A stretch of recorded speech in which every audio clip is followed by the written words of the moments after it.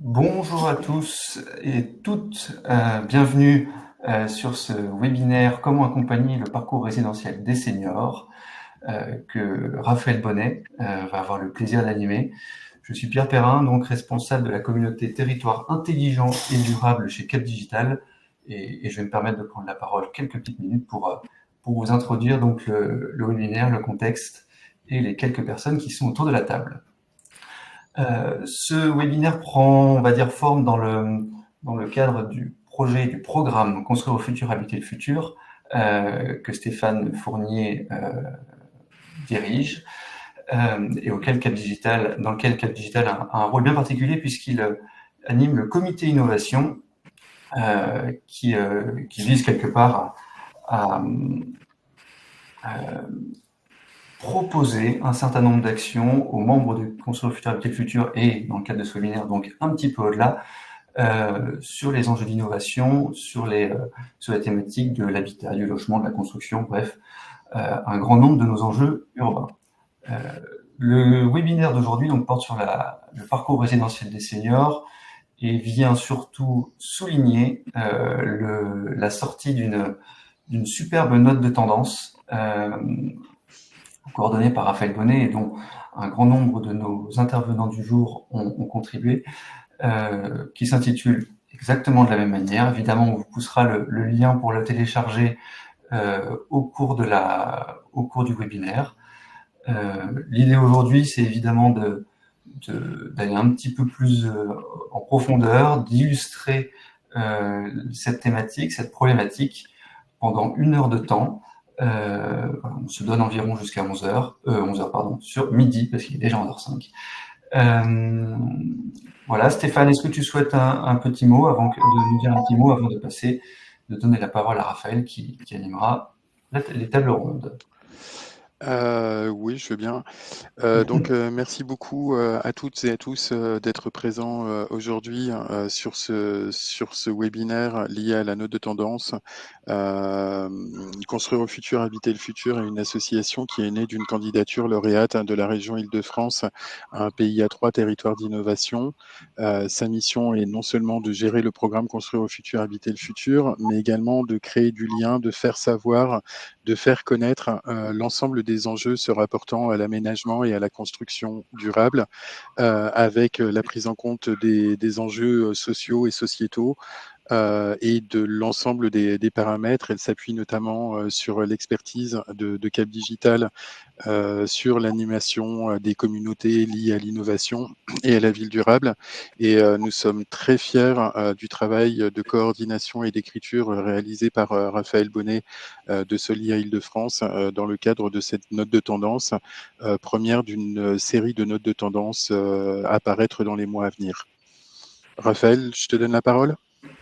Parfait, merci beaucoup. Raphaël, pour resituer... désolé. Pardon, oui. Je fais juste une dernière petite incise pour expliquer très rapidement et ensuite je me tais pour l'entièreté de ce webinaire. Vous pouvez bien sûr utiliser le chat qui se situe en bas à droite de votre écran pour envoyer des messages. Si vous souhaitez poser des questions, s'il vous plaît, utilisez l'onglet questions qui se situe juste à gauche de l'onglet chat. Ce sera beaucoup plus simple pour nous pour traiter les questions au fur et à mesure. Je vous remercie et Raphaël, je te laisse la parole. Désolé.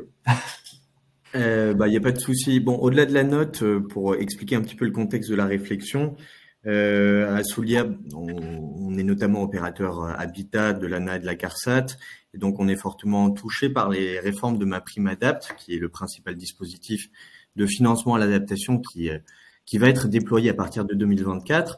Et pour nous, c'était un petit peu un moment charnière, parce que on accompagne les personnes âgées dans le maintien à domicile depuis assez longtemps. Et donc, le but, c'était justement aussi de voir comment est-ce qu'on élargissait nos perspectives et comment est-ce qu'on rentrait notamment en contact avec d'autres professionnels du secteur pour élargir la façon qu'on a d'y réfléchir. Donc, pour nous, et la note reprend ces enjeux, le but, c'était de réfléchir les parcours résidentiels des personnes âgées qui ne touchent pas exclusivement le maintien dans l'habitat et qui ne touchent pas exclusivement l'adaptation, mais c'était de voir les liens, les différentes problématiques qu'il pouvait y avoir. Donc, pour le structurer, avant de laisser tout un chacun se présenter, le but, c'était notamment d'aborder des problématiques liées aux services au sein du domicile, des problématiques liées à ce qu'on appelle l'habitat inclusif, intergénérationnel, ou plus globalement, même si Tiffaine me reprendra peut-être, l'habitat intermédiaire, en tout cas certains l'appellent comme ça, et logiquement aussi, au-delà du parc privé, de comprendre quelles étaient les stratégies mises en place par les bailleurs sociaux, on va dire en reflet de ce que Solia fait notamment pour l'adaptation du parc privé. Donc, je vais peut-être vous laisser vous présenter pour éviter que ça soit cafouilleux. Moi, je vais commencer par demander à Anne Nissol, du coup, de se présenter, de présenter un petit peu sa structure. Et après, je vais dérouler les autres intervenants. Bonjour, donc Anne Nissol, je suis directrice de l'association Solia Seine-et-Marne. Donc, il y a des associations Solia sur l'ensemble du territoire. Dans chaque département, on peut trouver son Solia. On est là on est service social d'intérêt général et on accompagne les personnes dans leur projet d'accès et de maintien dans leur logement. Donc, les personnes âgées, les seniors, sont un de nos publics cibles depuis l'origine de notre existence. On leur permet de mettre à niveau le confort de leur logement et tout particulièrement sur le volet adaptation et accessibilité, que ce soit travaux ou prévention. Alors bon, Anne est modeste aussi, mais par ailleurs, on a considéré que c'était important d'inviter Solia 77 parce que c'est une structure, et on y reviendra, qui est assez innovante dans la façon de traiter les problématiques du maintien dans l'habitat. Je propose aussi à Christian Schoen de se présenter. Christian, il vous faut activer le micro. Pardon, je n'appuyais pas sur le bon bouton. Bonjour à toutes et à tous. Je suis le docteur Christian Schoen. Pour faire aussi court que ma collègue, je suis le porteur d'un projet au niveau national et départemental qui est sur la question du bien vieillir à domicile, avec une plateforme qui apporte des informations et des conseils aux proches aidants et donc aux personnes aidées pour le bien vieillir à domicile. Donc Marion Lacan et Laurie Emelin de Simone. Allez, vas-y. Vas-y, Marion. Alors, je suis Marion, cofondatrice de Simone. Avec Laurie, nous accompagnons les personnes âgées dans leurs projets de mobilité résidentielle autour de 2 axes majeurs que sont l'accompagnement, donc très concret, logistique, opérationnel d'un côté, et émotionnel, puisque le déménagement est un vrai bouleversement. Et on travaille aujourd'hui avec différents acteurs, mais notamment des bailleurs sociaux, où on accompagne les locataires âgés dans les projets donc de mobilité qui peuvent être liés à de la réhabilitation ou simplement dans des propositions d'un logement plus adapté à leurs besoins. Alors, Tiffaine Vanlemans de La File. Oui, bonjour à toutes et tous. Donc, Tiffaine Vanlemans, déléguée régionale de l'association francilienne pour favoriser l'insertion par le logement. La File est une association qui rassemble des bailleurs sociaux et des associations gestionnaires d'hébergement ou logements accompagnés pour favoriser le montage d'opérations et les parcours résidentiels des personnes en difficulté au regard du logement.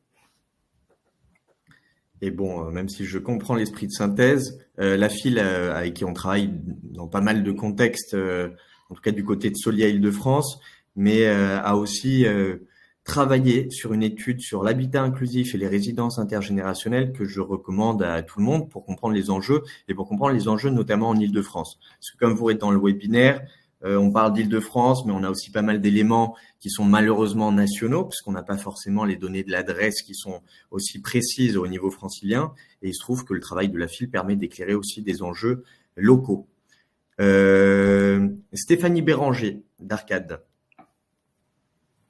Oui, bonjour à tous. Donc, je travaille pour Groupe Arcade Vive à la direction de la promotion et je travaille sur le développement de projets de tout type d'habitat et en particulier l'habitat senior qui aujourd'hui pose quand même quelques questions sur le montage des opérations qui n'est pas forcément simple en production neuve.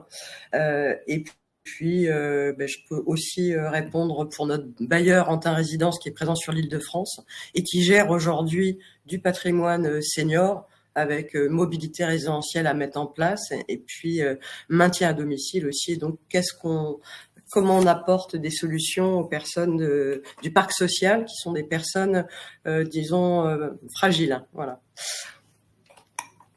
Alors, je voulais également souligner, pour celles et ceux qui avaient vu d'autres participants, on comptait également sur la présentation de IDF Smart Service et de Est Ensemble Habitat, qui ne seront malheureusement pas disponibles pour le webinaire. Mais bon, je pense qu'on sera tous à même de compenser leur absence malgré tout. Mais je vous invite quand même à consulter le travail qu'ils proposent, étant donné que c'est 2 offres de services et des réflexions qui sont quand même intéressantes. Pour rebondir un petit peu sur la façon de le réfléchir, là, vous avez vu quand même une palette assez diverse d'acteurs avec des positionnements différents. Donc, en tout cas, tel qu'on l'appréhendait, c'était d'un côté de réfléchir sur le maintien à domicile. Donc, c'est pour ça qu'on a convié Solia 77, Arcade, qui compensera aussi l'absence du coup de Est Ensemble Habitat pour les enjeux d'adaptation du parc social. De réfléchir du coup les services à domicile. Donc, il y avait Île-de-France Smart Service qui proposait à la base une réflexion sur les acteurs de proximité, les services qui sont déployés en Île-de-France pour accompagner les seniors. Simone, du coup, pour l'accompagnement au relogement, et Monsieur Schoen qui, comme il vous l'a dit, s'occupait plutôt de l'accompagnement et la sensibilisation, on va dire, des aidants familiaux. Donc, il n'y a pas, puisqu'on n'a pas particulièrement de contact avec des services d'aide au domicile, ce qui aurait pu être pertinent. Mais en tout cas, on pense quand même que c'est une palette intéressante pour traiter le service à domicile. Et enfin, on va dire 3e étage de la fusée, lorsque le maintien à domicile n'est pas envisagé pour des raisons de dépendance ou pour des raisons de volonté personnelle, tout simplement, de l'habitat intermédiaire. L'enjeu n'est logiquement pas, comme vous pouvez le constater, de réfléchir les EHPAD ou la perte d'autonomie qui implique l'intégration dans des institutions médico-sociales adaptées à la perte d'autonomie, mais vraiment de réfléchir à cette palette que sont les personnes âgées qui sont encore en situation d'autonomie, donc pour les initiés qui sont JIR 6 et 5. La façon de l'appréhender était relativement simple pour donner une certaine souplesse à tout un chacun. On traite 3 problématiques. Les enjeux de chaque secteur, donc on n'échappera pas à un peu de silo et un peu de sectoriel et chacun qui explique ses enjeux, puisque bon, l'expertise, c'est tout un chacun qui l'a. Les difficultés qui existent aujourd'hui, les obstacles auxquels on fait face par rapport à des problématiques qui vont aller in crescendo dans le futur, avec un vieillissement généralisé de la population qui affectera notamment l'Île-de-France. Et après, dans un 3e temps, pour être quand même un peu optimiste, de réfléchir à des propositions concrètes pour consolider nos savoir-faire, voire des expérimentations qui sont d'ores et déjà portées et qu'on aimerait pérenniser parce qu'on pense que ça va dans le sens d'un meilleur accompagnement des personnes âgées. Donc, sans plus attendre, je vais commencer par vous poser des questions. Et on va commencer donc logiquement pour la question du maintien à domicile. Donc, un chiffre pour remettre un petit peu en contexte. Il n'est pas francilien, mais les différentes études qui sont faites régulièrement montrent que 85% des personnes âgées, bon, en fait des Français, souhaitent vieillir à domicile, ce qui pose un certain nombre de questions. Donc, pour Solia 77, à Nisol, je voulais notamment commencer par vous demander pourquoi est-ce qu'on veut vieillir à domicile, pourquoi est-ce qu'il faut adapter son logement pour vieillir à domicile, et en quoi, au bout du compte, consiste l'adaptation d'un logement qui fait notamment intervenir l'expertise d'un ou d'une ergothérapeute. Alors, pourquoi on veut vieillir à domicile ? En général, pourquoi ? Parce que c'est son chez-soi, on y a ses habitudes de vie et c'est aussi le moyen de ne pas créer d'avoir une continuité de vie sans rupture. C'est aussi souvent parce que on s'y sent libre de y faire ce que l'on veut, on s'y sent plus indépendant, sans encadrement, comme ça peut être le cas dans des structures d'hébergement ou les EHPAD, par exemple, où il y a des règles de vie qui ne conviennent pas forcément à tous ou qui peuvent par principe être un problème pour certains. Donc on a un sentiment de plus grande autonomie en étant chez soi. On s'y sent en sécurité et parce qu'on y est rattaché à son passé, à son cadre de vie en général. On y éprouve aussi un confort qui s'est construit au fil des années dans un logement qu'on a aménagé selon son goût, selon ses moyens, et on y a des références à son passé, aux enfants, enfin aux événements que l'on y a vécu. Et aussi, on s'y sent en sécurité et en capacité de prendre, parce qu'on se considère sans danger. chez soi, puisqu'on a l'habitude d'y être et on ne voit pas les dangers qui peuvent être face à nous et qui nous pourraient être gênants, je vais dire. Voilà, globalement. Alors après, il peut y avoir bien sûr quantité d'autres cas particuliers pour motiver ce désir de rester chez soi. Puis pour certains aussi, ça peut être une question financière. Alors après, pourquoi faut-il adapter son logement pour vieillir à domicile? L'objectif, c'est d'y être le plus autonome possible, le plus longtemps possible. Donc il faut prévenir les difficultés, les incapacités et les risques dans son logement du fait de la baisse des capacités fonctionnelles de la personne et donc compenser les difficultés et ses incapacités. Alors en quoi consiste l'adaptation? Alors au départ, il y a la nécessité de bien identifier les difficultés actuelles et à venir de la personne dans son logement. Donc, quand je parle de capacité, c'est souvent de capacité fonctionnelle, même s'il peut y avoir aussi des questions de capacité cognitive, mais qui ont forcément un impact sur la capacité fonctionnelle. Donc, le professionnel qui a la compétence justement pour bien identifier ces difficultés ou pas de la personne, sachant que même si elle n'en a pas, de toute façon, l'ensemble des capacités fonctionnelles diminue de par l'âge. Donc, de fait, chacun aura des difficultés plus ou moins grandes dans son logement. Donc, c'est l'ergothérapeute. Donc, l'ergothérapeute, c'est un médico-social, un métier du médico-social, donc qui va identifier les difficultés fonctionnelles actuelles de la personne. Est-ce qu'elle a des problèmes à la marche, des problèmes avec les différents membres, les bras, attraper des problèmes d'équilibre et donc trouver des solutions pour compenser ces difficultés dans le logement. Alors, ces difficultés, elles peuvent être compensées par des travaux, remplacer des toilettes, remplacer sa baignoire par une douche, mettre des volets électriques par exemple, élargir les portes s'il y a un risque d'être en fauteuil roulant, mais ça peut être aussi des aides techniques, c'est-à-dire des objets qui vont faciliter la vie. Ça peut être des barres d'appui, des petits éléments du quotidien pour la toilette, pour la cuisine, je sais pas moi, pour ouvrir les bocaux, pour se sécuriser, quantité d'éléments. Voilà, donc les aménagements du logement, ils vont permettre donc de limiter les dangers. Aussi la prévention des chutes qui peut passer par enlever les tapis, faire attention que des câbles au sol ne génèrent des chutes, vérifier que la lumière est suffisante, notamment dans les endroits stratégiques du logement et en particulier la nuit quand la personne âgée se lève pour aller aux toilettes. Ça peut être de l'éclairage qui se fait suite au mouvement. Et l'objectif, c'est de faciliter, permettre et sécuriser donc les gestes de la vie quotidienne. On peut réaménager les placards pour que, par exemple, dans les cuisines, les éléments de vaisselle soient à portée de main et qu'il n'y ait pas besoin de monter sur un escabeau pour attraper les éléments placés trop haut, ou au contraire les remonter pour ne pas se pencher et avoir des pertes d'équilibre. Voilà. Mais donc, ça peut aussi être donc, des travaux, comme je disais tout à l'heure, salle de bain, WC.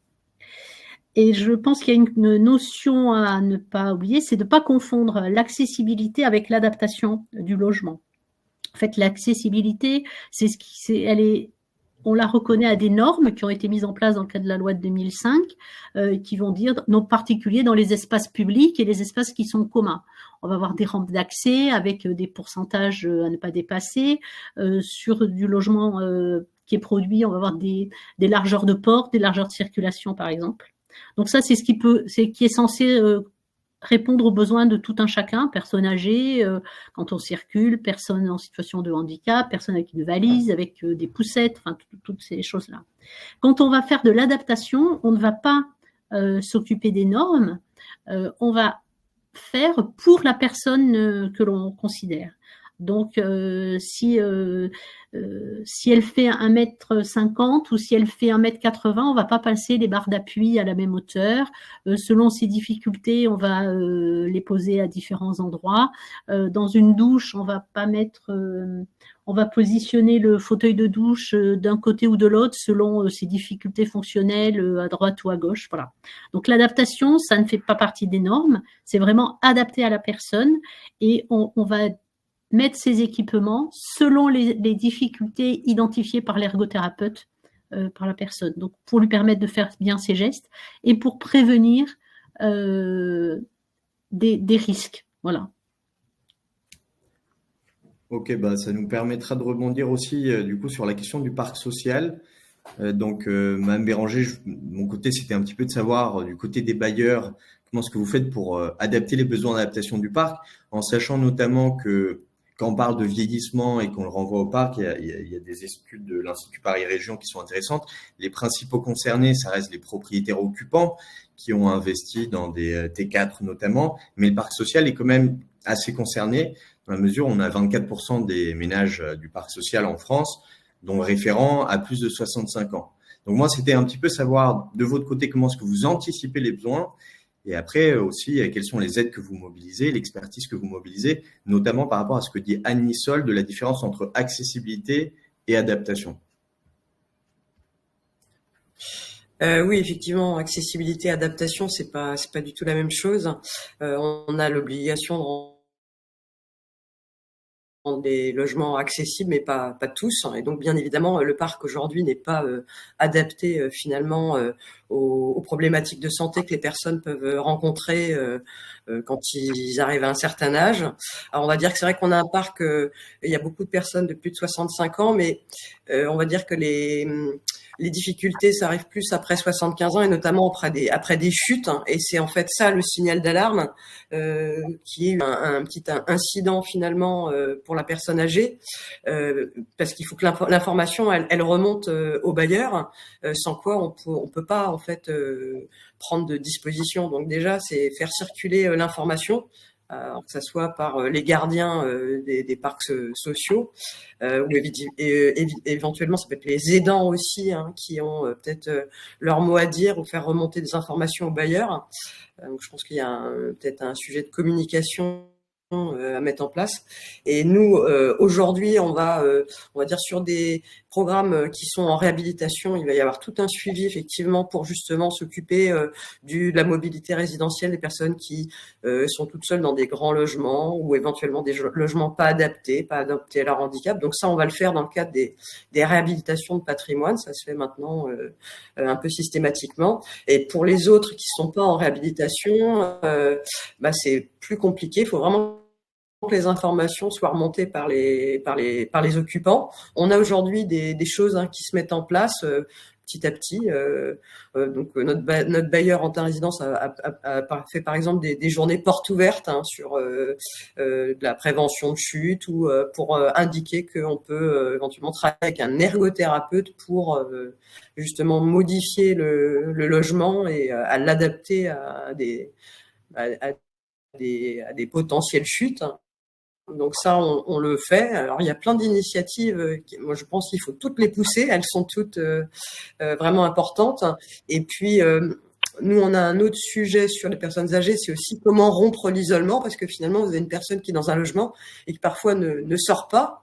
Et donc en logement en construction neuve, en tout cas, on met pas mal de choses en place. Bon, là, il y a l'habitat inclusif qui permet aujourd'hui quand même de proposer des réponses qui sont avec des petites structures, mais bien accompagnées, parce que je pense que le lien dans tout ça pour le senior, finalement, c'est l'accompagnement social qu'on va mettre en place, et que ça soit sur le parc des bailleurs sociaux ou sur les autres parc, c'est quel est l'accompagnement social. Et aujourd'hui, le bailleur mobilise en interne des ressources, mais peut-être que ça peut être fait autrement. Peut-être que ça serait plus intéressant de creuser ces pistes-là, quoi. Bon, c'est parfait. Vous m'auriez même fait une transition toute naturelle vers l'habitat inclusif, si ce n'est qu'avant, on allait discuter quand même la question des services à domicile, donc avec Monsieur Schoen de Terra Firma et avec Simone. Sachant que quand on parle d'adaptation, ça c'est le premier enjeu, d'intervenir sur le bâti, sur l'environnement physique de la personne, et pas effectivement seulement sur des questions d'accessibilité, vraiment faire du travail sur mesure, comme vous l'expliquiez, mais qu'il y a aussi bien évidemment la question de l'accompagnement, on va dire, dans les activités du quotidien, parce que l'autonomie, c'est au bout du compte une capacité à réaliser, mais qui doit être distinguée de l'indépendance. Donc l'autonomie, ça veut dire qu'on peut travailler avec une tierce personne et même que c'est assez souvent nécessaire pour garantir le maintien à domicile. Donc si on reste du côté du maintien à domicile et de la transition qui est faite entre les deux, moi je voudrais juste rappeler 2 chiffres. Donc l'adresse qui s'occupe des évaluations, tout simplement dans le secteur sanitaire et social, estime déjà que d'ici 2060, on va avoir un gain de 1,4% de personnes dépendantes éligibles à l'aide pour l'autonomie d'ici à 2060. Donc, ça fait quand même un certain gain. Et aujourd'hui, et je pense que la plupart des personnes qui sont là le savent, mais en France, on a déjà 11 millions d'aidants, de proches aidants. Donc, c'est quand même un chiffre très conséquent qui amène à réfléchir aussi les évolutions sur le futur. Donc, moi, à Terra Firma et Simone, les premières questions que j'aimerais bien vous poser, ça serait quels sont les services qui sont nécessaires. Service, ça fait peut-être un peu trop professionnel, mais au bout du compte, oui, de quoi a besoin une personne âgée pour rester à domicile, notamment dans cette phase charnière où elle n'est pas forcément dépendante, mais où il y a quand même un accompagnement qui devient nécessaire. Comment s'articulent les danses professionnelles et les danses familiales aujourd'hui, et à quel moment aussi est-ce qu'il faut s'interroger en fait sur les différentes options qui sont possibles pour la personne aidée lorsqu'on sent au bout du compte que la perte d'autonomie est entérinée et qu'il faut malheureusement déménager. Souhaite. Je vais peut-être commencer alors. Je pense que dans un premier temps, ce qu'il est nécessaire de faire, c'est d'offrir du choix en sensibilisant en fait de manière anticipée. En fait, aujourd'hui, je trouve personnellement qu'on oppose pas mal le vieillir à domicile avec la mobilité. Or, je trouve que c'est tout à fait complémentaire et que vieillir chez soi, c'est pas forcément dans son habitat historique, mais ça peut être dans un nouvel habitat. Et donc, je pense que le service numéro 1, ça serait surtout un service de sensibilisation et d'offrir un maximum d'informations de manière à ce que les personnes puissent avoir le choix à des moments déterminants en fait de leur vie et qui finissent pas par être contraints en fait de faire un choix qui va à l'encontre de leurs besoins, de leurs envies et pour le coup qui favoriserait, comme le disait Anne tout à l'heure, en fait une situation de rupture. Et c'est ce qu'il faut éviter. Et en fait, la continuité de vie pour justement éviter cette situation de rupture, c'est d'offrir le choix et de pas finir contraint. On voit vraiment dans les personnes qu'on accompagne, l'anticipation, elle est vraiment hyper importante dans la suite du projet éventuel de mobilité résidentielle. Et c'est pour ça qu'on de plus en plus, on signale aussi aux établissements, aux mairies qu'il faut faire des ateliers de sensibilisation, d'information. Il y a énormément d'options de choix qui s'offrent aux personnes, mais il y a un gros manque aujourd'hui d'information.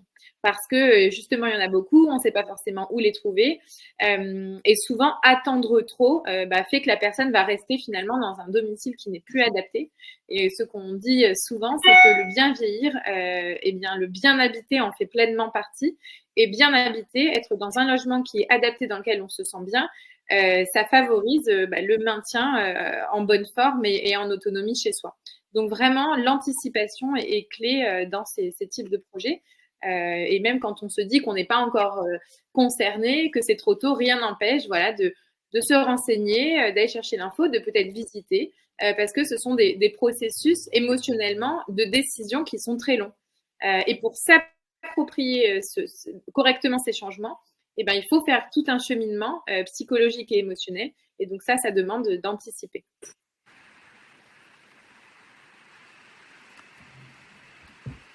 Vous voulez que je complète? Donc, en dehors d'être médecin généraliste, j'ai été le coordonnateur d'un projet européen sur la question du bien vieillir à domicile. Et là, ce que nous développons, c'est donc une aide pédagogique. L'idée, c'est que pour favoriser le bien vieillir, il faut aussi prendre en compte, si vous voulez, l'entourage, et notamment l'entourage familial, qui est le plus souvent le proche aidant. Donc, ce que nous avons fait en travaillant en Living Lab, c'est d'identifier, si vous voulez, les problématiques auxquelles sont confrontés les proches aidants et ou les personnes aidées, et au travers d'une aide pédagogique ou un jeu pédagogique, de sensibiliser, parce que je crois que les mots ont été prononcés, sensibiliser, informer, participer, enfin beaucoup de choses sont importantes, Donc, d'amener, si vous voulez, le proche aidant, d'abord, faire prendre conscience à la personne aidée qu'il y a des problèmes. Je crois que c'est Madame Nissol qui évoquait, on a travaillé avec les pompiers de Paris, aller comprendre pourquoi tant de personnes âgées gardent, surtout quand elles sont seules, leur tapis ou certains meubles qui sont à fort risque. Donc il faut prendre en compte qu'il y a en effet une vie, il y a un historique. Et donc c'est ce que nous avons essayé de faire au travers de ce jeu, et donc d'apporter des réponses de façon à ce que les gens sachent, parce qu'après nous créons des liens, qu'ils sachent où aller pour en savoir plus. Il a été évoqué, voilà, c'est quoi l'APA, je comprends pas l'APA, est-ce que la personne dont je m'occupe est éligible, et donc à ce moment-là, à qui dois-je m'adresser, et même chose qui a été évoquée avec les autres participants. Et pour entrer plus concrètement de vous, ce que vous observez, ce qui est détaillé dans le verbatim, c'est quel type de conseils, quel type de services vers lesquels vous allez orienter, sachant qu'on avait, comme je disais, IDF Smart Service qui faisait aussi une grille de détail des professionnels, mais donc du coup qui ne sont pas non plus là pour les détailler. Je pensais que dans votre cas, depuis la perspective de l'orientation des aidants, ça pouvait être pertinent de savoir. Alors, on est parti en effet via des réunions en Living Lab, donc avec beaucoup de gens, avec ou à cause de la Covid. Je vais prendre 2 exemples. Voilà, il s'agit, enfin vous le voyez, je pense, je n'ai plus 20 ans, mais j'ai la chance d'avoir une mère qui est âgée. Un jour que je vais l'accompagner pour l'aider dans son alimentation, elle s'arrête de manger alors que je lui ai servi le plat qu'elle adore. Donc l'idée, si vous voulez, de verbatim, c'est d'amener à ce moment-là les 2 interlocuteurs à comprendre, si vous voulez, qu'est-ce qui peut se passer derrière. Je ne vais pas tout développer, si vous voulez, mais voilà, il peut y avoir des problèmes de goût, la personne peut avoir des problèmes dentaires, enfin, il y a de nombreuses questions qui peuvent arriver sur le fait. Et avant de parler de dénutrition et de problèmes vraiment médicaux, okay, c'est déjà de sensibiliser.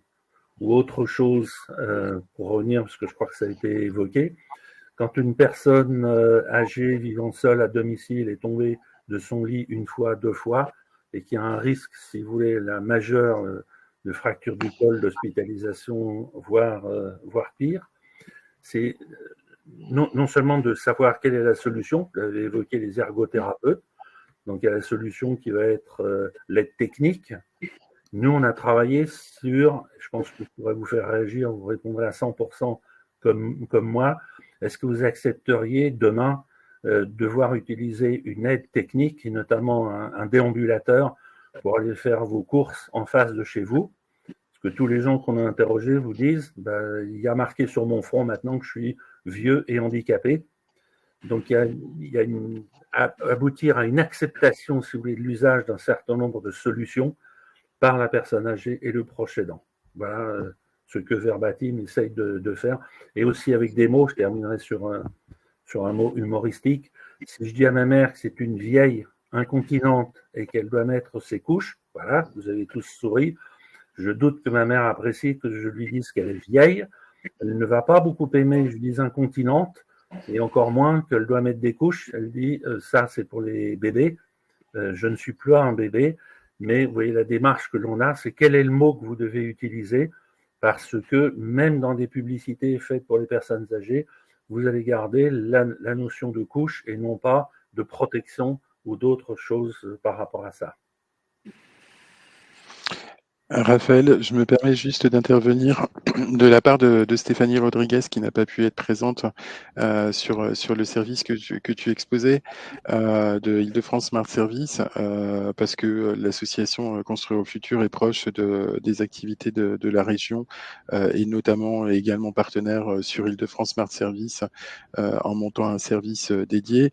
La région Île-de-France dans le cadre de ses activités et est en charge du développement économique. C'est une de ses fonctions qui régalienne qui lui est donnée, et c'est dans ce cadre-là que la région monte un certain nombre de services différents liés à une amélioration des services aux citoyens. Et dans le cadre de ces activités Île-de-France Smart Service, aujourd'hui, il en existe une cinquantaine de typologies de services aux citoyens. La région vient de lancer un service Mieux Vivre en Île-de-France, dont la vocation est non pas d'apporter un service direct aux citoyens, ce qui n'est pas dans les fonctions de la région, mais c'est associé avec Silver Valley pour référencer l'ensemble des opérateurs économiques liés à l'accompagnement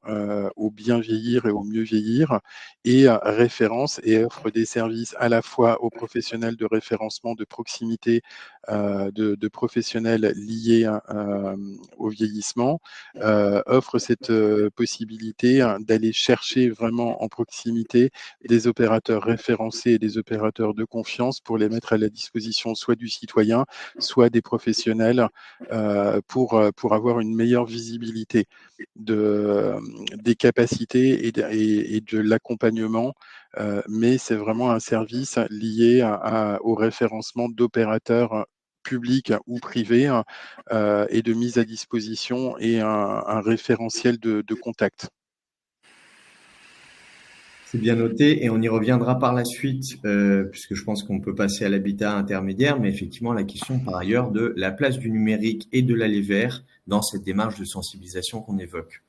Pour continuer du coup sur les situations au bout du compte où le maintien à domicile n'est pas souhaité ni voulu, je voulais commencer à parler justement de ce que moi j'appelle habitat intermédiaire, mais qu'on évoquera plutôt dans le reste de la conférence comme étant de l'habitat inclusif et des résidences intergénérationnelles, sous toute sa diversité, comme on y reviendra, avec notamment un chiffre, une enquête de l'APF France Handicap et aussi portée par l'UNAF, donc c'est une étude portée par les deux entités, qui explique que lorsqu'on sollicite les aidants familiaux, c'est une enquête de 2022, il y avait 57% des aidants familiaux qui étaient favorables à un accompagnement de la personne aidée vers ces structures qui, comme Tiffaine et Stéphanie pourront l'évoquer, se trouvent à la lisière entre le maintien à domicile et, on va dire, des établissements médico-sociaux plus classiques où on a justement un accompagnement médical. Donc, moi, la question que j'allais vous poser plus concrètement, c'était en quoi est-ce que ça consiste, cet habitat intermédiaire, inclusif, intergénérationnel, histoire qu'on s'y retrouve justement un petit peu. Et aussi, en quelle mesure, au bout du compte, est-ce qu'on a cette volonté, ce 57% d'aidants, et pas seulement du côté des aidants, en quoi est-ce que ça représente une offre pertinente aujourd'hui ? Je peux commencer si vous voulez. Par rapport à ta question, Raphaël, effectivement, comme tu l'as introduit tout à l'heure, la FIL a fait une étude sur les résidences intergénérationnelles et l'habitat inclusif en Île-de-France. C'est une étude qu'on vient de finaliser et qui n'est pas encore mise en ligne sur notre site internet, mais qu'on pourra vous faire suivre dès qu'on l'aura mise en ligne. Et donc, cette offre d'habitat inclusif et de résidence intergénérationnelle, c'est bien une offre distincte de l'offre d'hébergement médico-social. C'est une offre en fait de logement ordinaire, mais qui permet à des personnes en situation de handicap et ou des personnes âgées en perte d'autonomie d'avoir accès à une vie collective au sein de leur logement via des espaces communs, une salle commune, par exemple un jardin. Et donc ça leur permet d'avoir accès à une vie sociale partagée qui est aussi un vecteur pour lutter contre la perte d'autonomie. Donc c'est des solutions, l'habitat inclusif, les résidences intergénérationnelles qui sont développées pas uniquement au sein du parc social, mais le constat que nous on fait à l'échelle de l'Île-de-France, c'est que c'est de plus en plus de bailleurs sociaux aux côtés d'associations qui s'emparent de ce type de projet, qui répondent à des projets en fait, à des appels à projets des départements qui financent notamment l'habitat inclusif et pour du coup développer ce type de solution. Tout à l'heure, tu parlais de la définition. C'est vrai que l'habitat inclusif, les résidences intergénérationnelles, c'est des initiatives qui sont encore émergentes.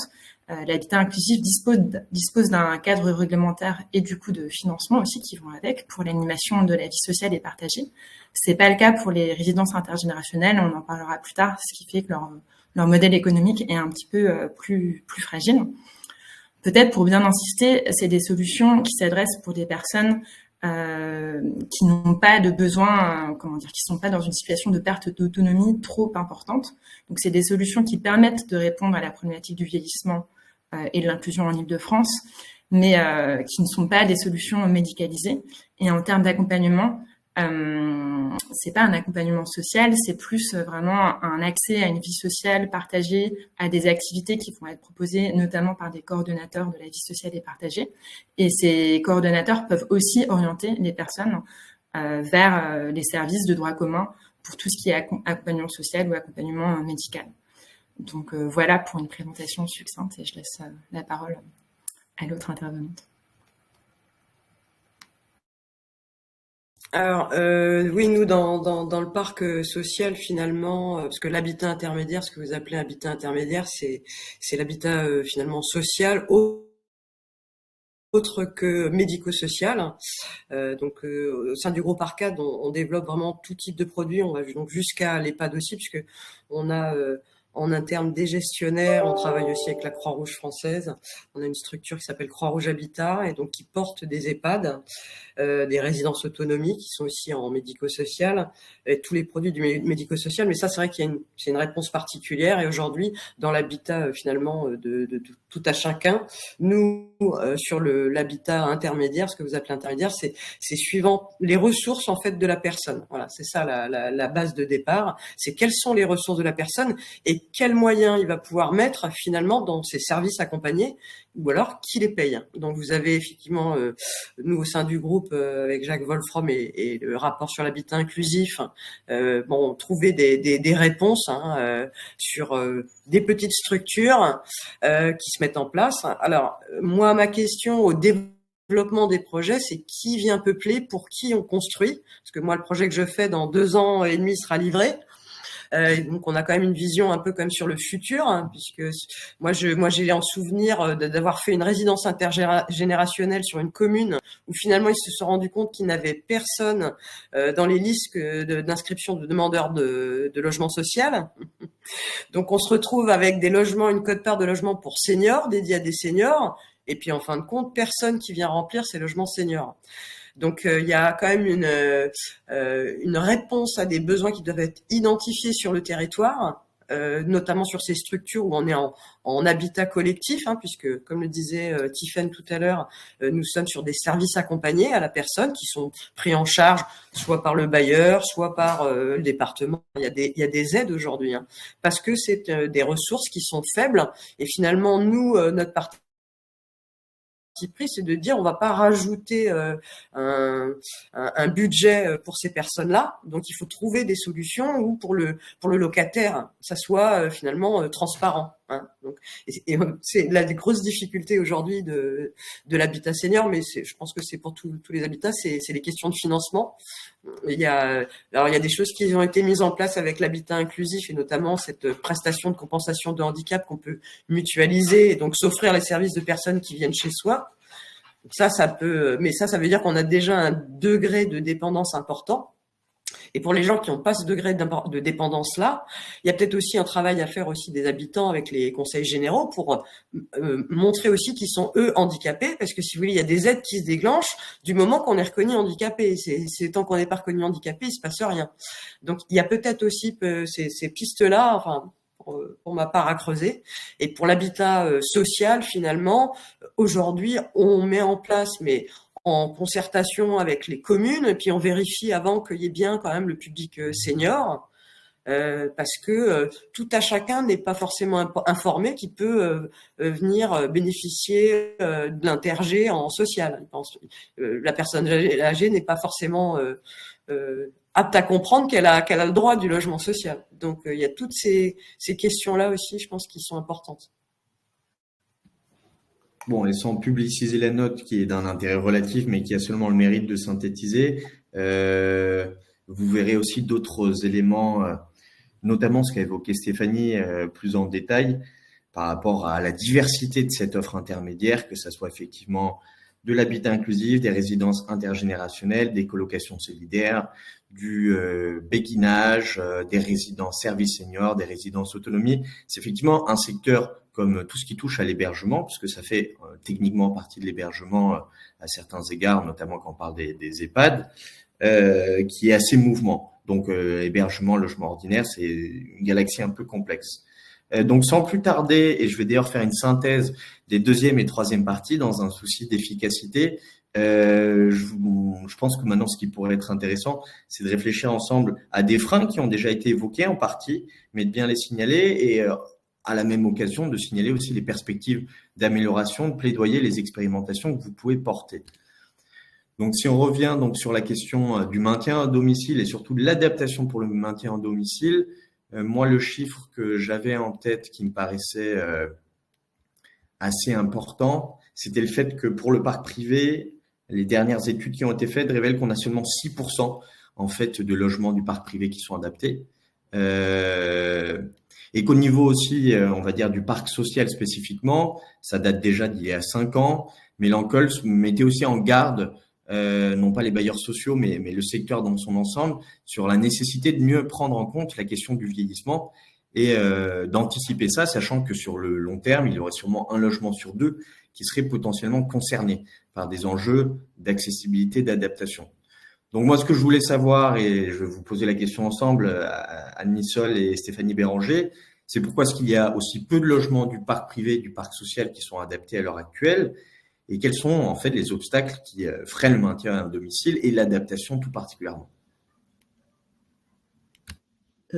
Et du coup, aussi les perspectives d'amélioration. J'oubliais, mais qu'est-ce qu'on peut faire pour améliorer? On va faire vite, je crois, parce que le temps file. Déjà, je pense qu'il y a très peu de logements accessibles dans le parc global. Ça commence à se faire sur le parc HLM maintenant, mais à la base, le parc n'est pas conçu accessible, donc il est beaucoup plus compliqué à adapter lorsque le besoin s'en fait sentir. Je pense que c'est pas aussi dans notre façon de voir, c'est pas dans nos standards. Après, je pense que les artisans du bâtiment ne sont pas sensibilisés à l'adaptation. Certains se sensibilisent à l'accessibilité, mais donc à la règle, mais pas à l'adaptation. Et on voit des artisans labellisés accessibilité qui vont par exemple refuser de positionner une barre à la hauteur préconisée par l'ergothérapeute parce que réglementairement, l'accessibilité ne préconise pas comme ça. Donc, on voit qu'il y a un gros travail à faire auprès des artisans.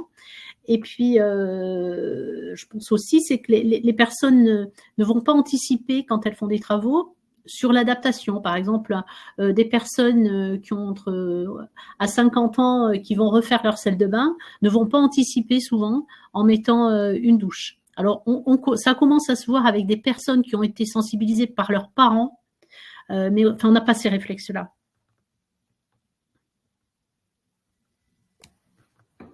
Et nous, de notre côté, finalement, c'est plus la personne qui fait remonter des informations dans le parc social pour qu'on adapte le logement à des handicaps particuliers, puisque pour chacun, c'est différent. Et donc, dans ce cadre-là, on fait un travail avec ergothérapeute pour que les modifications dans le logement, finalement, fassent suite à une vraie demande. C'est des petites choses, mais en fait, c'est pas le coût. Nous, c'est pris en charge. C'est surtout l'accompagnement, l'enquête publique qu'il faut faire, l'enquête sociale auprès des personnes. C'est ça qui prend du temps et qui n'est pour le coup pas, c'est gratuit, quoi. On s'est pas payé pour ça. C'est un accompagnement que les bailleurs doivent, à mon avis futur, mettre en place de façon beaucoup plus appuyée. Nous aujourd'hui, on a déjà cette logique-là quand on fait de l'accession sociale, PSLA, BRS, et qu'on accompagne des personnes qui achètent sur une durée de 5 ans. La commercialisation, finalement, elle se fait pas en une journée. C'est un peu la même chose là. Il faut qu'il y ait, à mon avis, un devoir de suivre finalement ces personnes vieillissantes. Pour que justement on puisse anticiper. Et donc ça mobilise des moyens humains complémentaires. Aujourd'hui, c'est les associations souvent ou les personnes vraiment sur le maintien à domicile qui font ce travail-là, et finalement pas tant que ça les bailleurs. voilà, il faudrait travailler ensemble, hein, ça c'est une évidence. Alors, sur les obstacles, donc je compléterai en disant que il y a les à faire les travaux d'adaptation, c'est que les personnes n'ont pas la connaissance, donc on l'a déjà dit tout à l'heure, des dispositifs Z. Ils ne savent pas à qui s'adresser. Après, ils savent pas à quoi choisir. On a vu quand ils sont démarchés, ils sentent que c'est pas forcément. Enfin, il y a beaucoup de démarchage téléphonique, même si c'est interdit, ça continue. Et on va leur proposer des choses, ils ont peur. Et puis aussi, il y a surtout le coût des accompagnements et des travaux. Donc là, on verra lorsqu'on aura les détails des dispositifs, l'impact que pourra avoir MaPrimeAdapt. Mais déjà, on voit que les conditions d'éligibilité font que certains en seront exclus, ou en tout cas, par exemple, que l'accompagnement de l'ergothérapeute ne sera pas pris en compte financièrement pour la grande majorité d'entre eux. Donc ça fait partie des difficultés. Et les ergothérapeutes, il y a aussi une pénurie d'ergothérapeutes positionnés sur l'adaptation du logement. Voilà. Tu veux, Raphaël, que j'aille aussi sur les perspectives ou plus tard? On peut aller sur les perspectives, oui, et notamment, je sais que tu n'es pas forcément publicisé, mais le travail que vous faites à Souliа 77 avec la CNAV, mais pas que avec la CNAV, sur la notion de travail sur la fragilité, donc que ça soit notamment dans le contexte d'hospitalisation, et le remettre en contexte aussi avec les difficultés qu'on a parfois de sensibiliser en fait des seniors qui sont en forme, entre guillemets. Je pense que ça pourrait être intéressant de bien cibler les moments de fragilité pour bien choisir le moment où on adapte. Oui, voilà, puisqu'on constate que les personnes, en fait, il faut qu'elles soient devant une phase d'incapacité à faire pour se lancer, enfin de faire ce qu'elles ont à faire dans leur vie pour lancer des travaux. C'est très complexe de les faire réagir dans le cadre de la prévention et dans le cadre de l'anticipation, parce qu'ils sentent que ça stigmatise, qu'il y en a qui disent ça va porter malheur, et puis moi je vais bien. Voilà. Donc c'est vrai qu'il y a des phases de difficultés qui peuvent être l'occasion justement d'entrer dans une démarche globale d'adaptation, même si parfois il faut y aller petit à petit. Alors on a expérimenté avec la CNAV Île-de-France, donc en Seine-et-Marne, un dispositif sur la RDH qui est l'aide de retour à domicile après hospitalisation, qui est préconisée dans les structures hospitalières par les travailleurs sociaux. C'est une aide à la personne quand elle rentre chez elle, à voir quelqu'un, alors selon ses difficultés, pour lui faire le ménage, pour lui faire à manger, pour l'aider à sortir. Et donc, la CNAV nous a demandé, dans ce cadre-là, de réaliser systématiquement une évaluation ergothérapique, avec nos ergos. Il est apparu, donc on en a eu beaucoup à faire, puisqu'en plus il faut intervenir très vite, puisque c'est au moment où la personne rentre chez elle. Donc il y en a beaucoup, c'est assez complexe à organiser. Mais on a vu qu'il y a beaucoup de personnes qui ne comprennent pas pourquoi on y va, elles refusent quand même l'accompagnement. Et donc là maintenant, cette expérimentation va être beaucoup moins large et ne concerner que certains profils de personnes. Et donc ça nous permet d'aller au domicile, de discuter avec la personne, de voir être mise là le temps qu'elle retrouve ses capacités fonctionnelles, mais de voir plus loin et d'anticiper sur des travaux plus importants. La problématique du retour à domicile après hospitalisation est vraiment un problème, puisqu'il y a des personnes parfois les hôpitaux sont obligés de les garder ou de les envoyer en structure de soins de suite parce que le logement ne permet pas de les accueillir. Donc en Seine-et-Marne, on a un petit dispositif qui existe depuis une quinzaine d'années, que l'on a mis en place, qui est financé par la Caisse primaire d'assurance maladie, et qu'on réalise avec Initiative 77, qui est le chantier d'insertion du département. Et donc là, lorsque un ergothérapeute hospitalier a une personne qui doit sortir de l'hôpital, mais qui ne peut pas rentrer chez elle du fait de la non-adaptation de son logement, qui nous sollicite, et on a un délai d'1 mois avec le chantier d'insertion pour aller sur place, définir les travaux qui doivent être réalisés, le chantier d'insertion les réalise. Donc ça concerne des personnes avec un plafond de ressources. Et donc on va réaliser les travaux, mais uniquement ce qui est indispensable pour permettre le retour à domicile. La prise en charge des travaux est faite déjà par le chantier d'insertion, puisque le coût de la main-d'œuvre est pris en charge par le département. Et le coût des matériaux, il y a 20% du reste à charge pour l'occupant, et le reste est financé donc par les financements qu'on a de la Caisse primaire d'assurance maladie. Voilà, c'est un type de dispositif pour essayer de répondre à une problématique. Je profite au fait du fait que Patricia Perrin a eu la gentillesse de nous retrouver en cours de route pour nous donner quelques éléments aussi complémentaires de réponse à ce que Stéphanie a pu souligner tout à l'heure, notamment sur ce que vous envisagiez de mettre en place pour mieux identifier les besoins d'adaptation et aussi essayer de flécher des logements. Après, je vous laisse la parole. Merci. Excusez-moi du retard, en l'occurrence. Oui, du coup, c'est plus. Enfin, la question, c'est celle de l'identification, effectivement, des fragilités et d'être plus dans une politique, en tout cas de stratégie patrimoniale pour Est Ensemble Habitat. Donc, effectivement, je représente Est Ensemble Habitat, bailleur de 26 000 logements qui est issu de la fusion de 4 OPH, Montreuil, Bagnolet, Bondy, Bobigny au 1er janvier 2024. Et donc, dans cette perspective-là, nous, l'idée, c'est effectivement de construire le logement de demain. Et partant de ce principe d'identifier à la fois les personnes qui ne sont pas nécessairement en demande, les secteurs, la cartographie des programmes qui présentent déjà un vieillissement prononcé, pour lesquels on émerge effectivement des besoins d'adaptation à terme.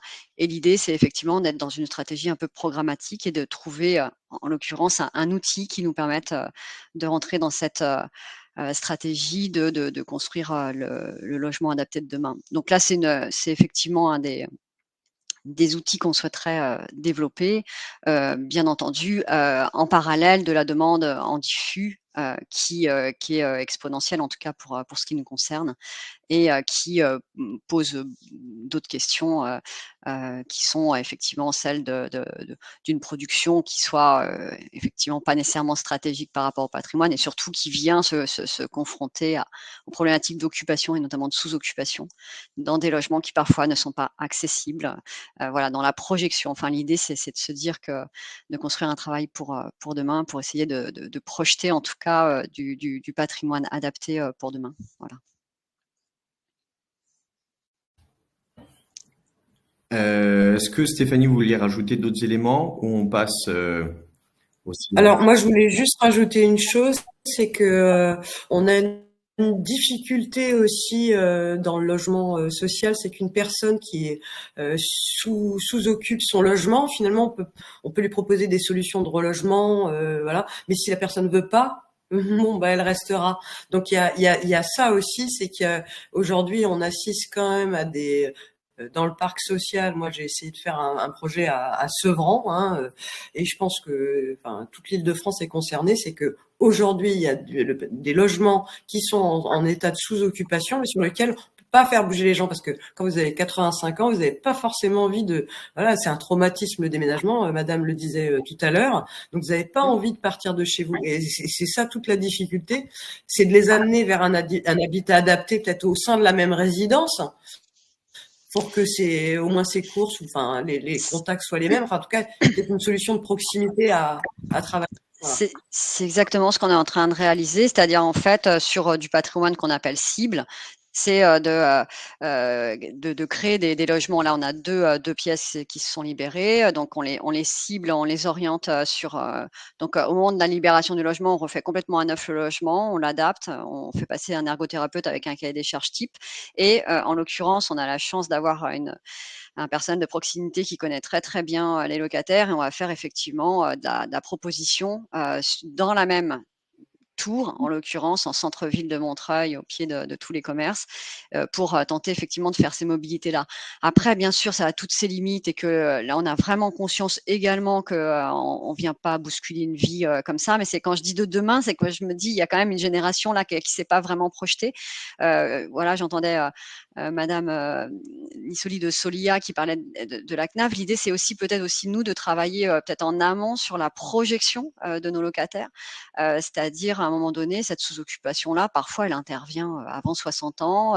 Il y a le moment de la retraite aussi, hein, c'est de se dire, c'est aussi un changement de vie et d'essayer de construire quelque chose qui soit pour, je dirais, les locataires de demain qui vont, parce qu'aujourd'hui, très clairement, c'est vrai que il y a des adaptations qu'on ne fait pas avec de la sous-occupation. Pour autant, on vient nous, on propose des aides techniques.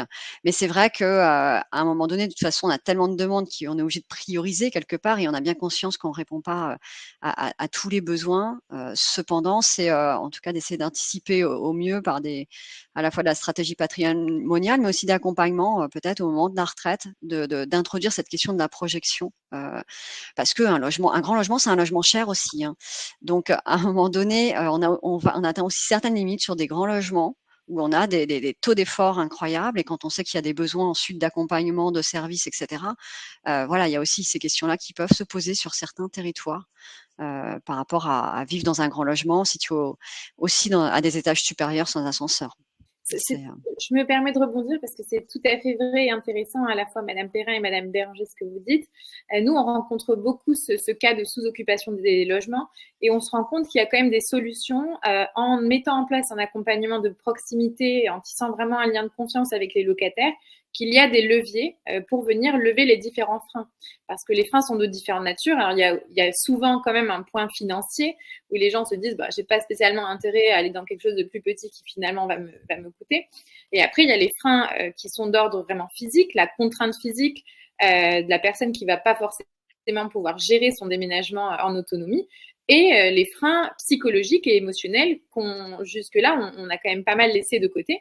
Et en fait, en venant faire un travail vraiment global avec les locataires, il y a vraiment des solutions qui permettent de les amener avec le temps nécessaire vers des solutions plus adaptées. Et ils ont conscience que c'est aussi pour eux et pas simplement pour libérer un T5 qui va servir à une famille. Donc, je pense qu'il y a quand même des choses qu'on peut faire sur le sujet. Oui, oui. Et notamment, pardon. Non, allez-y. Juste sur l'accompagnement économique, alors nous on a une politique de loyer aussi à la relocation où on maintient le prix au mètre carré c'est vraiment très variable selon voilà, donc du coup on essaye déjà dans cet accompagnement économique qui est de maintenir le prix du loyer au mètre carré du logement quitté. Donc là pour le coup effectivement on perd de la surface, donc on perd du loyer et que voilà, donc on a nécessairement un gain en tout cas économique. Après sur l'accompagnement de proximité, on en est persuadé. C'est parce qu'on a en l'occurrence du personnel qui alors là pour ce dont je parle là, on a vraiment une gardienne qui connaît depuis des années, donc là pour nous c'est très facilitateur. On a quand même des chargés d'attribution qu'on dit spécifiques qui accompagnent les locataires et on a une chargée de mission adaptabilité qui, elle, en l'occurrence, suit refuse d'adaptation, propose de la technique avec les ergothérapeutes et travaille justement à ce moment-là à essayer d'ouvrir des portes, voilà, plus ou moins. Mais en tout cas, je vous rejoins et c'est justement parce qu'on arrive à projeter quelque chose parfois avec les aidants, avec les enfants. Souvent, les enfants ont bien conscience que ça serait bien mieux si leurs parents étaient dans un logement plus adapté. Donc, on y arrive, c'est de la dentelle, mais c'est vrai que par rapport au volume, c'est compliqué. Alors, en complément, je dirais que les Solia, et nous, enfin en Seine-et-Marne, on le fait beaucoup. Justement, on accompagne, on travaille avec des bailleurs sur ces thématiques-là, des bailleurs HLM, pour accompagner les personnes sur l'adaptation. Alors, ça peut être l'ergothérapeute, ça peut être le volet technique, mais ça peut être aussi nos travailleurs sociaux. En fait, comme on a tous les métiers en notre sein, ça nous permet d'adapter nos réponses. On peut faire aussi des sensibilisations, des mises en situation pour les bailleurs sociaux, pour que les personnes des services prennent conscience des difficultés dans un logement, parce que c'est vrai que souvent, tant qu'on ne l'a pas vécu, qu'on n'y est pas confronté, on n'imagine pas les souffrances que ça peut être. Des sensibilisations auprès des gardiens, justement, puisque c'est des relais super importants chez vous. Et c'est vrai que tous les bailleurs n'ont pas forcément la capacité à avoir toutes ces compétences sur leur territoire. Mais donc, nous, on le fait pour des bailleurs. Justement, on essaie d'adapter selon la politique qu'ils veulent mettre en place. Bon, je suis malheureusement obligé. Un point, Raphaël, pardon. Je crois qu'il y a une chose essentielle. Quand il y a de la proximité, c'est beaucoup plus facile. On voit bien quand les habitants sont dans un HLM ou qu'il y a des organismes qui sont à proximité des besoins, ça fonctionne. Il y a énormément de gens, et je reviens sur ce sur quoi nous travaillons, vraiment la prévention primaire. La plupart des gens ne savent pas ou malheureusement prennent conscience relativement tard de quel est le besoin pour la personne à aider ou pour eux-mêmes en tant que proche aidant. Bon, voilà, vous me faites une transition parfaite. Je suis désolé d'interrompre ce débat parce que c'était intéressant que ça soit un échange plus croisé et moins linéaire. Mais donc, du coup, là, pour rebondir sur la question justement de ce que vous disiez, Monsieur Schoen, sur la méconnaissance, je ne vais pas citer énormément de chiffres, mais bon, il y a une étude de 2014 de l'adresse sur le non-recours qui reste une problématique réelle pour la mobilisation de l'aide pour l'autonomie. Et il y a aussi un autre chiffre qui me paraissait important pour mettre les bases sur les difficultés qu'on a à mobiliser des aides et donner conscience qu'elles existent, mais aussi à accompagner les proches aidants. C'est le baromètre 2022 du Club Landois qui disent que seulement 37% des aidants considèrent que leur situation est suffisamment reconnue par la société. Donc ça, c'est quand même un chiffre qui est assez préoccupant et qui correspond à une certaine réalité. Donc moi, les questions que j'allais vous poser et aussi du coup les propositions que vous avez avec Simone, c'est aussi les insuffisances qu'il y a aujourd'hui. Pour vous, qu'est-ce qui manque encore et toujours? Les difficultés que rencontrent les proches aidants et au bout du compte, comment est-ce qu'on fait pour y remédier pour avoir un meilleur accès aux droits des seniors et des aidants? Alors, il y a un point vraiment primordial qu'on a déjà abordé. Pour nous, il manque beaucoup d'informations. Les informations, alors il y en a plein de toute nature sur différents supports, mais les gens peinent à les trouver. Donc, il y a plein d'initiatives, notamment à travers des plateformes maillage sur les différents territoires qui essaient de rendre plus facile cet accès à l'information. Mais déjà, il y a, selon nous, un vrai manque autour de ça. Et donc, une grosse nécessité de faire de la sensibilisation à travers des ateliers ou autres sur apporter de la matière et de l'information sur les différentes options possibles. Et après, nous, on est convaincus qu'il faut également de nouveaux services qui vont vraiment venir coordonner et être un support précieux pour les aidants qui sont aussi pris dans leur quotidien, émotionnellement engagés dans les projets de leurs proches, et donc c'est pas évident. Et souvent, le retour qu'on a des familles qu'on accompagne, c'est que c'est précieux d'avoir quelqu'un de confiance sur qui réellement s'appuyer. Je compléterai en disant ce qui est important pour moi, c'est que l'information ne soit pas que descendante, et c'est pas une critique, mais c'est surtout ce qui arrive. Comment imaginer que l'information soit montante? C'est-à-dire comment est-ce qu'une personne doit prendre conscience que non seulement elle a un besoin, mais en plus, parce que je pense que tout le monde sera d'accord, il y a des solutions, mais qu'elle sache, si vous voulez, où, quand, comment trouver la solution pour lui ou la personne qui l'aide. J'allais justement compléter ce que vous venez de dire en disant que l'objectif, c'est aussi que ça soit des interactions et pas seulement une information descendante. Et pour ça, il faut interroger en fait le bénéficiaire. Parce qu'on a tendance à penser aussi des fois pour lui et pas forcément l'interroger sur ses besoins, sa manière de vivre, ses envies. Et on le projette dans quelque chose où lui-même ne se projette pas forcément. Donc forcément, le service n'est pas adapté aux bénéficiaires, mais plus à l'entourage. Et je pense qu'il y a un gros travail à faire sur ça, d'interrogation des besoins, pour faire remonter en fait de l'information.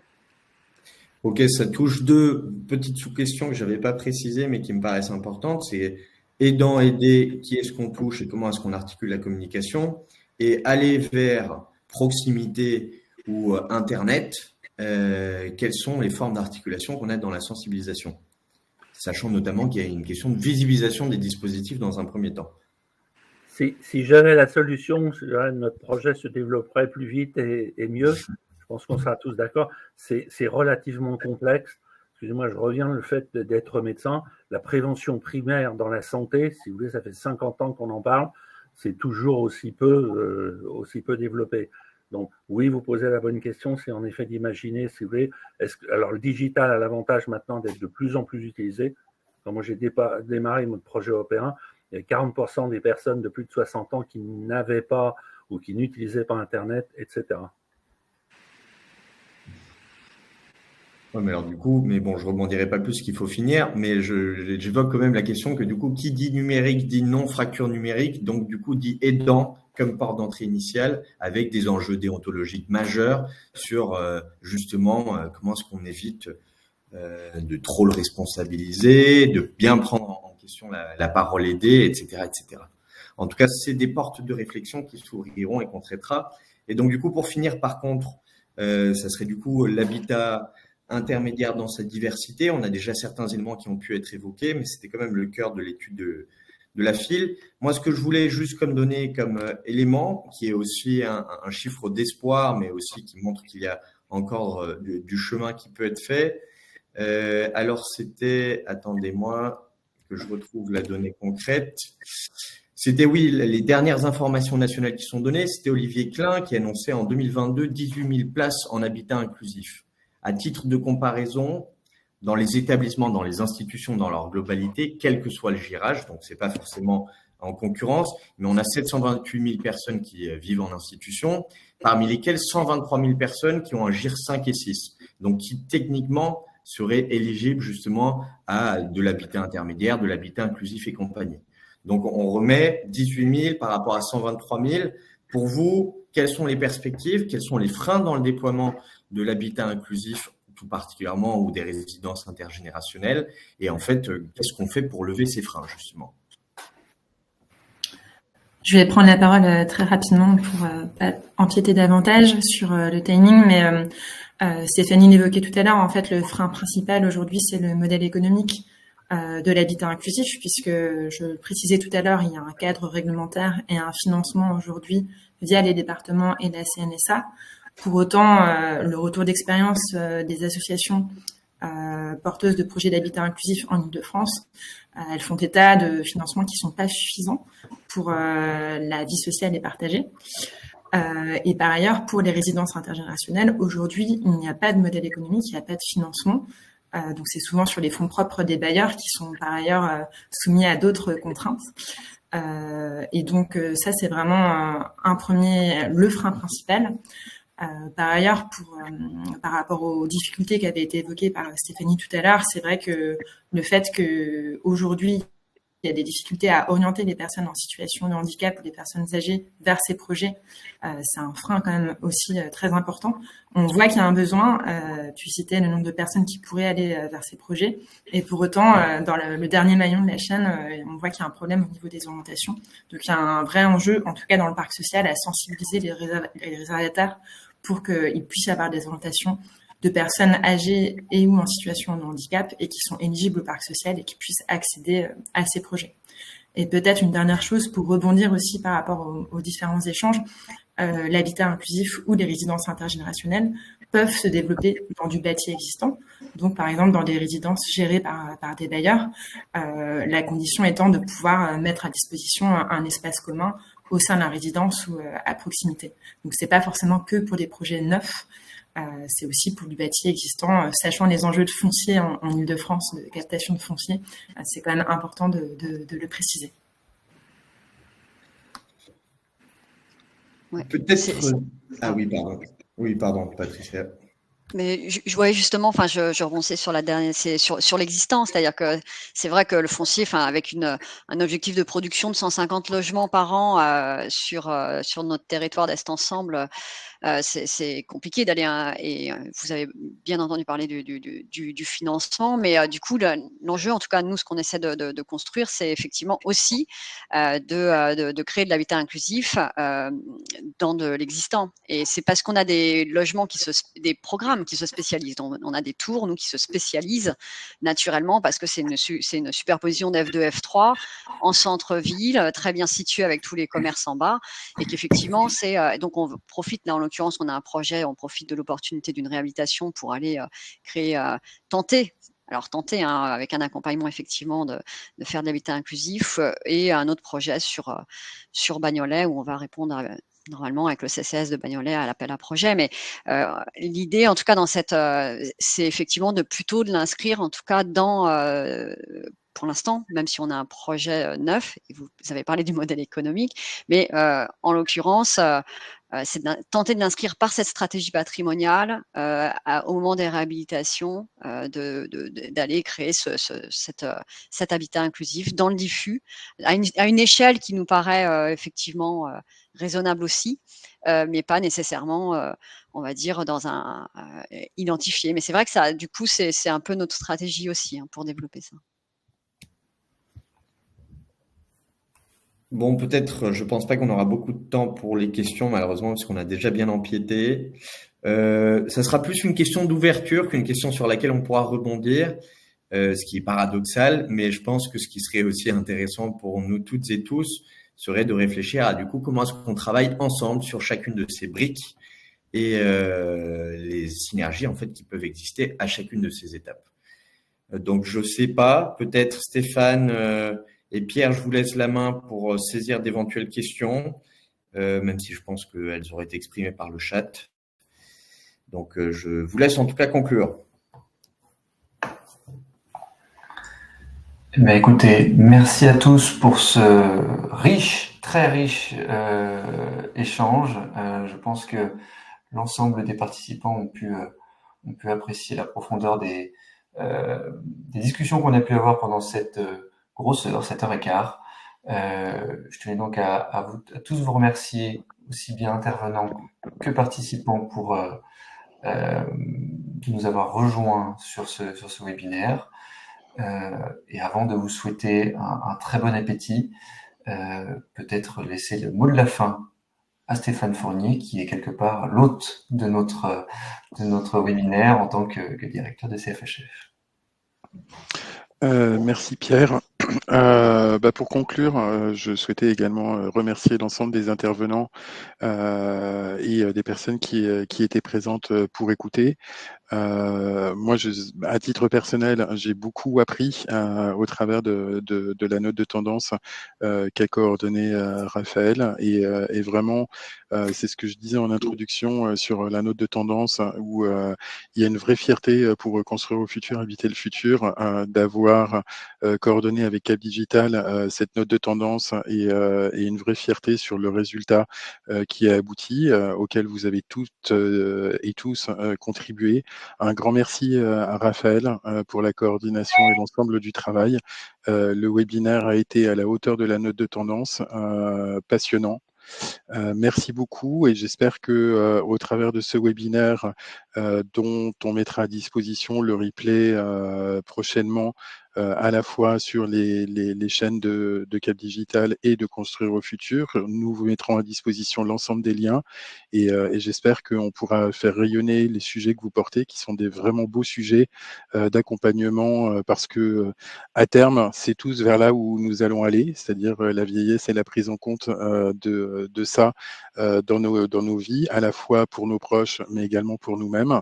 En tout cas, merci beaucoup de cette contribution, et j'espère que ce sera une première pierre, et que Construire au futur pourra se projeter encore davantage sur ces sujets. Merci beaucoup. Merci beaucoup. Merci. Merci beaucoup. Merci, au revoir. Bonne journée. Au revoir, merci. Merci. Au revoir.